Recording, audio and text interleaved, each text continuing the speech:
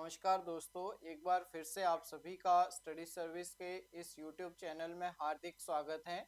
मैं प्रवीण और आज आप सभी के लिए जो है वो आप सभी के अपकमिंग एग्ज़ाम लाइक आपका जो है वो TGT नॉन मेडिकल का पेपर है या फिर जो है वो आपका टेट नॉन मेडिकल का पेपर है। इसमें जो आपका एक पोर्शन जो है वो आपका कॉमनली पूछा जाता है फिजिक्स। तो आप सभी के लिए जो है वो फिजिक्स की सीरीज जो है वो आज से हम लोग स्टार्ट कर रहे हैं और इसमें हम लोग जो है वो डेली बेसिस पे मोस्ट इम्पॉर्टेंट और एक्सपेक्टेड क्वेश्चन आंसर जो है वो डिस्कस करेंगे। और अगर आप फर्स्ट टाइम वीडियो को विजिट कर रहे हैं, चैनल को विजिट कर रहे हैं, तो अपने दोस्तों के साथ ज़रूर शेयर करें और जितना हो सके आप जो है वो वीडियो को देखें, प्रीवियस क्लासेस को देखें, केमिस्ट्री के सेक्शन, आपके मैथ्स के सेशन सभी जो है वो आप लोग देख सकते हैं। तो चलिए स्टार्ट करते हैं आज के इस सेशन को। पार्ट 1 हमारा जो है वो आज का रहने वाला है। और अभी तक आपने स्टडी सर्विस ऐप जो है वो प्ले स्टोर से डाउनलोड नहीं की है तो जल्दी से जाइए और ऐप को जो है वो डाउनलोड कर लीजिए। हमारा आरंभ बैच जो है वो टेट के लिए और लक्ष्य बैच जो है वो आपका TGT कमीशन के लिए लॉन्च हो चुका है। तो जल्दी से आप लोग जो है वो प्ले स्टोर से एप्लीकेशन डाउनलोड कर लीजिए और डेमो क्लासेस जो है वो आपको उसमें मिल जाएगी।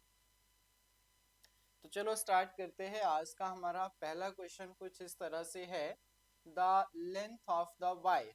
क्या दे रखा है कि आपके पास कोई वायर है, उसकी लेंथ जो है वो इंक्रीज बाय ट्वाइस। क्या होती है? उसकी लेंथ जो है वो ट्वाइस जो है वो इंक्रीज होती है और it's length and cross sectional area is decrease to 1/4। और आपका जो है वो लेंथ एंड क्रॉस सेक्शन का एरिया जो है वो क्या हो जाता है? डिक्रीज होता है 1/4। और कहता है then find the resistance of the conductor. आपने क्या करना है? प्रतिरोध यानी कि जो आपके पास रेजिस्टेंस है उसको फाइंड आउट करना है। तो सबसे पहले आपको इन्होंने कहा है कि जो आपके पास तार है, आपके पास जो वायर है, इस वायर की जो लंबाई है, मान लो पहले L थी तो ये 2 टाइम हो जाती है, तो मान लो ये होगी 2L। इस तार की जो लंबाई है ये 2L हो जाती है। और जो आपका क्रॉस सेक्शन एरिया है वो बोलता है 1/A के बराबर जो है वो हो जाता है। तो रेजिस्टेंस जो है वो क्या आएगा, ये हमें जो है वो फाइंड आउट करना है। तो हमें पता है रेजिस्टेंस इज इक्वल टू रो, ये रेजिस्टिविटी होती है L/A। तो चीज़ों को जब यहाँ पे हम फिल करेंगे तो ये आ जाएगा 2L, L की जगह 2L आ जाएगा। रो आपका same as it is divided by cross sectional area. तो क्रॉस सेक्शन जो है वो आपका 1/4 हो जाएगा, सिंपल सी बात है। तो जब इसको हम लोग ऊपर 1/A B C D, तो 1 के साथ 4, सेकंड के साथ थर्ड जो है वो मल्टीप्लाई होता है। तो यहाँ से हम जब इसको निकालेंगे तो 4 टू द 8 और ये आ जाएगा 8 रो लेंथ अपॉन एरिया। तो यहाँ पे हमें क्या पता चला कि हमारा जो रेजिस्टेंस हो जाएगा वो 8 गुना हो जाएगा, यानी कि 8 टाइम जो है वो आ जाएगा 8 time of R. This is the value of R. तो हम लोग क्या बोलेंगे कि नया जो रेजिस्टेंस आएगा that is 8 time of R. तो ऑप्शन नंबर सी हमारा जो है वो करेक्ट आंसर आ जाएगा। होपफुली आपका जो है वो अच्छे से क्लियर हो गया होगा पहला क्वेश्चन। चलिए अगले क्वेश्चन पे चलते हैं। क्वेश्चन नंबर सेकंड है आज का हमारा। क्या कहता है, यदि आपके पास रेजिस्टेंस है 15 ohm, 20 ohm and 50 ohm, they are connected in series, then find the resistance. Resistance हमें फाइंड आउट करना है और हमारे पास जो है वो क्या दे रखा है, तीन जो है वो इस तरह से पैरेलल जो है वो आपके पास क्या लगाए हैं, सीरीज में जो है वो आपके रेजिस्टेंस जो है वो इन्होंने ऐड किए हैं। मान लो पहला 15 है, सेकंड हमारा 20 आ जाएगा, थर्ड हमारा जो है वो आ जाएगा 50। तो इनको इन्होंने इस तरह से कनेक्ट किया है, यहाँ पे बैटरी आ जाएगी और कहा है कि इनका जो है वो आप लोग रेजिस्टेंस जो है वो बताइए। तो कैसे निकलेगा? R is equal to R1 plus R2 plus R3 करेंगे तो R हमारा हो जाएगा मल्टीप्लाई, इसको प्लस कर दीजिए तो 5 और यहाँ पे 85, तो ये आ जाएगा 85 ओम।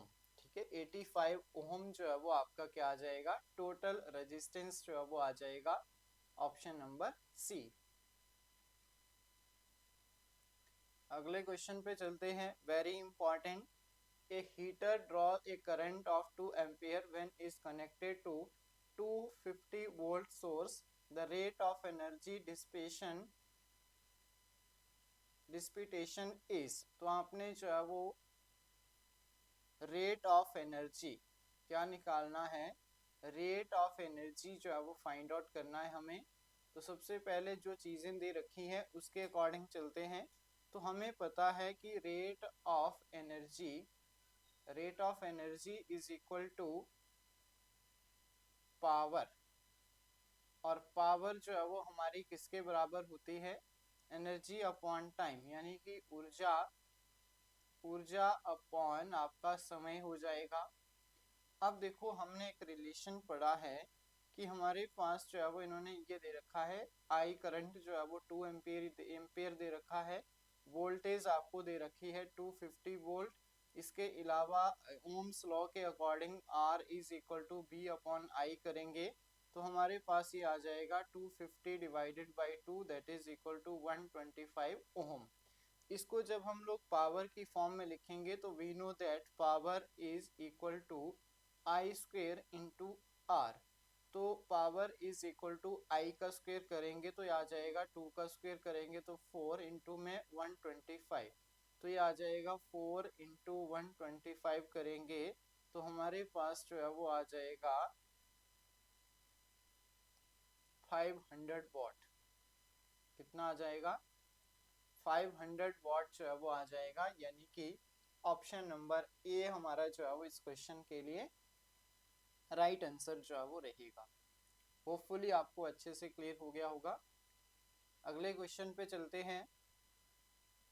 इससे पहले अगर आप जो है वो TGT, arts, medical, non medical, TET, पटवारी, पुलिस, इन सभी बैचेस की प्रिपरेशन कर रहे हो तो आप लोग प्ले स्टोर से स्टडी सर्विस ऐप जो है वो डाउनलोड कर सकते हैं। अगले क्वेश्चन पे चलते हैं। You are given the 3 bulb of 20, 40 and 60 watt, which of them has lowest resistance.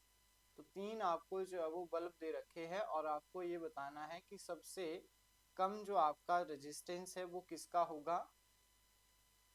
तो चलिए देखते हैं। तो सबसे पहले इनको जो है वो पैरेलल जो है वो हम पैरेलली जब आप कनेक्ट करते हैं तो सिंपल सी बात है, बल्ब को घरों में आप पैरेलल ही जो है वो कनेक्ट करते हैं कुछ इस तरह से। अगर हम बात करें पहला, दूसरा और तीसरा, ठीक है, इनको आप लोग इस तरह से कनेक्ट करेंगे। अब इसके बाद क्या होता है, हमें पता है P is equal to V square upon R. ठीक है, यहाँ पे B को हम लोग कांस्टेंट लेते हैं तो क्या होता है, देखो R is inversely proportional to power. ठीक है, R जो है वो आपका 1 अपॉन इनवर्सली प्रोपोर्शनल हो जाएगा पावर के। अब देखो जितनी आपके पास पावर ज़्यादा होगी रेजिस्टेंस उतना कम होगा। सिंपल सी बात है, अगर आपके पास पावर जो है वो 60 वाट है तो आपका रेजिस्टेंस उतना कम होगा। ठीक है, जितनी आपके पास कम पावर है उतना ज़्यादा जो है वो रेजिस्टेंस होगा। तो इन्होंने क्या पूछा है कि सबसे लो रेजिस्टेंस जो है वो किसका रहेगा। तो आपने देखना है कि R is inversely proportional to power. It means जिसका जो है वो आपके पास क्या है, पावर जो है वो सबसे अधिक है, रेजिस्टेंस उसका जो है वो कम होगा। तो उसी के बेसिस पे, ठीक है, जिसकी पावर सबसे ज़्यादा होगी उसका रेजिस्टेंस कम होगा। तो हम लोग क्या बोलेंगे, जो आपका 60 वाट वाला बल्ब है उसका रेजिस्टेंस जो है वो क्या होगा, सबसे कम जो है वो आ जाएगा। तो ऑप्शन नंबर सी हमारा जो है वो करेक्ट आंसर है। चलते हैं अगले क्वेश्चन पे। What is the MKS unit of power, very important question. तो सबसे पहले अगर हम बात करें, वर्क डन हमारा होता है फोर्स इंटू डिस्टेंस डिस्प्लेसमेंट। और पावर की बात करें, पावर को हम लोग वर्क अपॉन टाइम लिख सकते हैं। तो ये आ जाएगा F upon D upon time. तो इसको जब हम सॉल्व करते हैं तो ये आ जाएगा kg मीटर स्क्वेयर और आपका सेकेंड इनवर्स क्यूब। तो इसको जब हम सॉल्व करते हैं तो हमारे पास आ जाएगा kg metre inverse to second inverse 3। तो यहाँ से आप लोग इसको करेक्ट कर लेना, कोई ऑप्शन यहाँ पे गलत दे रखा है। तो kg metre inverse second inverse cube जो है वो आपका करेक्ट आंसर आ जाएगा। जो भी इसमें आंसर होगा उसके अकॉर्डिंग आप टिक कर लेना, this is the correct answer. Next देखेंगे, क्वेश्चन नंबर 6 है आज का हमारा। When a body is taken from the earth to moon, जब किसी वस्तु को पृथ्वी से चांद पर ले जाया जाए तो जब एक वस्तु को आप लोग जो है वो क्या करते हैं, अर्थ से मून ले जाते हैं, ठीक है। तो क्या होता है, यही जो है वो इसमें बताया गया है। तो सबसे पहले आपने याद रखना है कि ये है आपकी अर्थ और ये है आपका मून। तो जब आप जो है वो क्या करते हैं, किसी भी ऑब्जेक्ट को, किसी भी वस्तु को आप लोग जो है वो अर्थ पे रखते हैं, तो अर्थ पे तो द्रव्यमान सेम रहता है, बट आपका जो है वो वेट जो है वो आपका जी की वैल्यू जो है वो मान लो 10 ग्राम था तो 10/6 मतलब 1/6 जो है वो हो जाता है। तो यहाँ पे जो क्वेश्चन था उसके अकॉर्डिंग अगर हम बात करें तो हमारे पास जो है वो क्या आ जाएगा, weight change but mass can remain same. Weight जो है वो चेंज हो जाता है बट मास जो है वो आपका क्या रहता है, सेम जो है वो आता है। तो ऑप्शन नंबर बी के साथ जो है वो जाएंगे। अगला क्वेश्चन देखेंगे, the weakest of the all fundamental force. तो जल्दी से बता दीजिए इन सभी में सबसे वीकेस्ट जो आपके पास फोर्स है वो कौन सी है। फंडामेंटल फोर्स में सबसे वीक जो फोर्स है आपकी ग्रेविटेशनल फोर्स, ठीक है। सबसे वीक जो है वो ग्रेविटेशनल फोर्स है और सबसे स्ट्रॉन्ग जो है वो आपकी न्यूक्लियर फोर्स है, सबसे स्ट्रॉन्ग। और सबसे वीक जो है वो आ जाएगी आपकी ग्रेविटेशनल फोर्स, याद रखना है सभी ने। नेक्स्ट क्वेश्चन पे चलते हैं, क्वेश्चन नंबर 8 है, as we go from equator to North Pole the value of g is acceleration due to gravity. तो बताइए जल्दी से, जब आप लोग जो है वो ये आपका मान लो ये अर्थ है और ये आपके पास पोल है, ये आपका सेंटर है, तो सेंटर पे तो जी की वैल्यू 0 रहती है। और जब हम ध्रुवों की तरफ चलते हैं तो आप देखेंगे कि जो आपकी जी की वैल्यू वो इंक्रीज करती है और मैक्सिमम पोल पे मैक्सिमम होती है और सेंटर पे 0 होती है। और जब हम लोग सेंटर से इक्वेटर से नॉर्थ पोल की तरफ बढ़ते हैं तो acceleration due to gravity normal सी बात है क्या करेगी, इंक्रीज करेगी, इसकी वैल्यू जो है वो इंक्रीज करेगी। तो हमारा ऑप्शन नंबर आपका जो है वो सी इसमें करेक्ट आंसर होगा।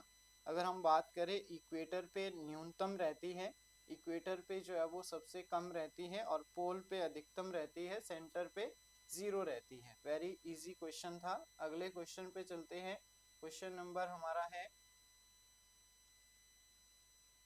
इससे पहले नॉन मेडिकल कमीशन, देखो वेरी इंपॉर्टेंट इंफॉर्मेशन आपको यहाँ से मिल जाएगी अगर आप लोग विजिट कर रहे हैं। तो नॉन मेडिकल का कमीशन के लिए हमारा लक्ष्य बैच जो है वो आ गया है, जिसमें 30% अभी राखी के उपलक्ष्य पे आपको लगभग 40% का ऑफ मिल जाएगा, जिसमें आपका जो है वो daily life classes full syllabus जो है वो कवर होगा, रिकॉर्डेड क्लासेस के साथ साथ रेगुलर और वीकली टेस्ट रहेंगे, गाइडेंस जो है वो आपको मिलेगी, हाईली एक्सपीरियंस टीचर्स जो है वो रहेंगे और डेली जो है वो 6 क्लासेस मॉर्निंग और इवनिंग का शेड्यूल रहता है। तो अगर आप पेपर 1 और पेपर 2 दोनों की प्रिपरेशन कर रहे हैं तो हमारा ऑफिशियल नंबर 7591046600, इस पे कांटेक्ट कर सकते हैं। साथ में जो है वो आप हमारे प्ले स्टोर से जो है वो एप्लीकेशन को भी डाउनलोड कर सकते हैं, डेमो क्लासेज उसमें आपको बिल्कुल फ्री ऑफ कॉस्ट जो है वो दी गई है। चलिए अगले क्वेश्चन पे चलते हैं। क्वेश्चन नंबर हमारा है 9। क्वेश्चन नंबर 9 में क्या दे रखा है, देखो। सबसे पहले बोलता है कोई दो स्टोन है, मान लो ये ए स्टोन है हमारे पास और दूसरा जो है वो बी स्टोन है। ठीक है, एक का जो मास दे रखा है 1 kg दे रखा है, दूसरे का जो है वो 4 kg दे रखा है। अब हमने क्या दे रखा है कि इनके बीच में जो है वो आपने क्या करना है, 10 मीटर की दूरी पे रखे गए हैं। एक वैक्यूम में इन दोनों के बीच में क्या है, 10 मीटर की जो है वो दूरी है। अब हमें क्या पता करना है, ग्रेविटेशनल फोर्स हमें पता है G is equal to m1 into m2 divided by R square. तो वैल्यू G की हमें पता है 6.67 इंटू 10⁻11 इंटू में दोनों के मास 4 इंटू 1 कर लीजिए डिवाइडेड बाई 100। 100 ऊपर चला जाएगा तो ये बन जाएगा 6.67 इंटू 10⁻2 ऐड हो जाएंगे तो -13 और 4। तो इसको जब हम 4 से मल्टीप्लाई कर देंगे तो हमारे पास आ जाएगा 4 छः 24 और इससे 4 टाइम मल्टीप्लाई कर लीजिए तो ये 26.67 इंटू 10⁻−13 न्यूटन जो है वो आ जाएगा। इट मीन्स हमारे पास ऑप्शन नंबर बी जो है वो इसका करेक्ट आंसर है। Very easy, very simple, hopefully आप जो है वो अंडरस्टैंड करेंगे। ऑप्शन नंबर बी जो है वो इसके लिए क्या आ जाएगा, करेक्ट आंसर आएगा। अगले क्वेश्चन पे चलते हैं। क्वेश्चन नंबर 10 हमारा क्या बोलता है, इसमें फिर से हमें रेजिस्टेंस निकालने हैं, बट इसमें जो है वो पैरेलली इन्होंने कनेक्ट किए हैं। तो पैरेलल जो है वो आप किस तरह से कनेक्ट करेंगे, फिर से एक हो गया, दूसरा हो गया, तीसरा हो गया। इसको जब हम कनेक्ट करते हैं कुछ इस तरह से बैटरीज की फॉर्म में, तो आप लोग देखेंगे कि कैसे जो है वो चीज़ें चलती है। तो टोटल रेजिस्टेंस हो जाता है आपका 1/r is equal to 1/r1 plus 1/r2 plus 1/r3।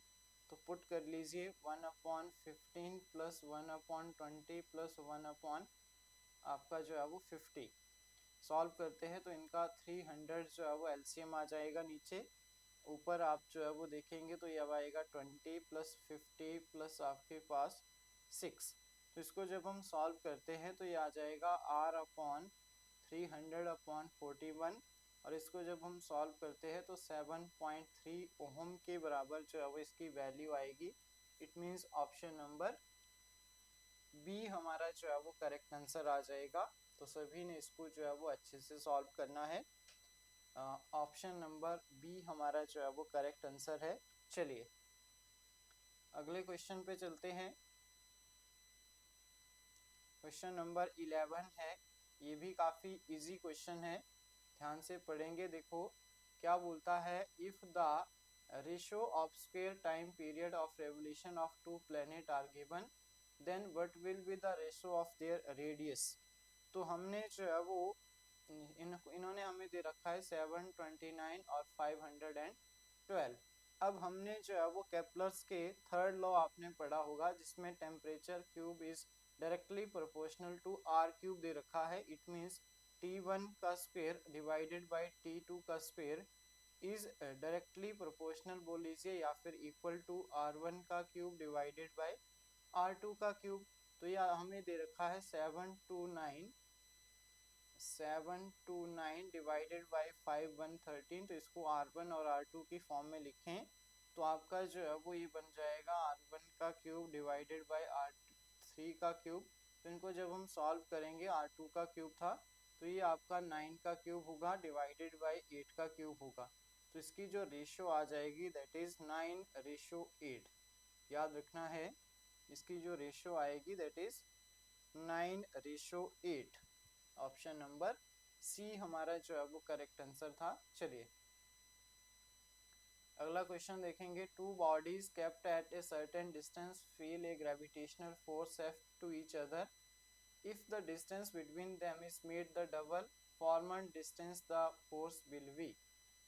देखो क्या बोलता है, F is equal to G m1m2/r² होता है, और F डैश इन्होंने बोला है g m1m2 divided by R की वैल्यू अगर बोलता है R2 के टाइम हो जाएगी। तो इसको जब हम सॉल्व करते हैं तो F डैश हमारा हो जाएगा gm1m2/4 और R²।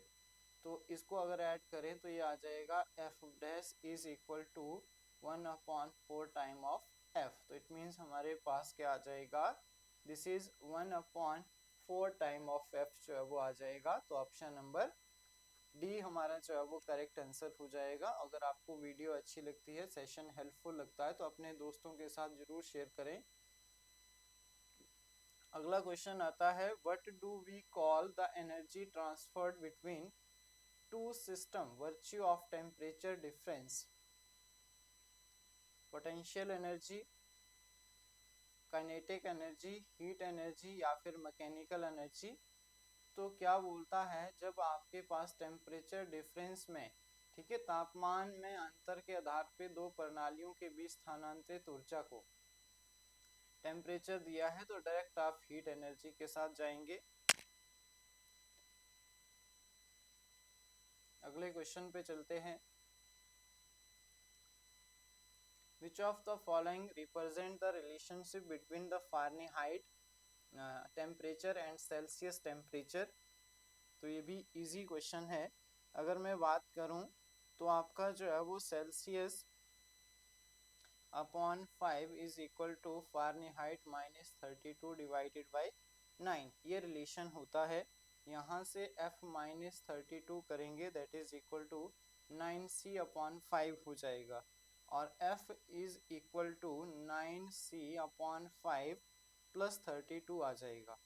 तो इस फॉर्म में अगर इसको निकालें तो ये आ जाएगा 180 कितना हो जाएगा 100। तो इसको डिवाइड करेंगे तो 9 और 20, सॉरी यहाँ पे आ जाएगा आपका 9/5, 5 से C।